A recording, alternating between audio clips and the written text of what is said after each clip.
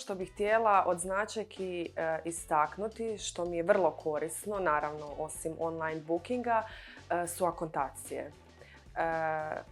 Vjerujem da se svima događa to da nam klijentice propuste termin, to nekad budu termini po 2, 3, 4, 5 sati, a svi znamo koliko nam je važno da su nam klijenti redoviti i u principu da nam se ne događaju takvi propušteni termini zbog samog poslovanja. Što se tiče akontacija, svakako bi istaknula brojne prednosti.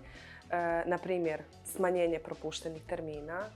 Ukoliko klijentica zaista nije zainteresirana za dolazak i ako pošaljete zahtjev za akontaciju, onaj koji nema namjeru doći neće je ni izvršiti. Mi smo si recimo ograničili konkretno na 3 sata.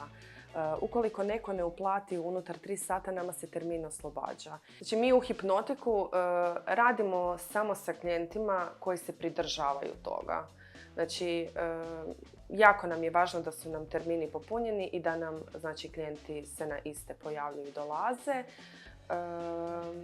Osim toga, u sezonama, znači pogotovo ljeti, se događa da jako puno ljudi dolazi iz drugih zemalja i zauzimaju termine, kako bi se reklo, šakom i kapom, traže po svim salonima i nama je tu akontacija jako, jako dobro došla zato što smo filtrirali te ljude koji dolaze, odnosno ne dolaze.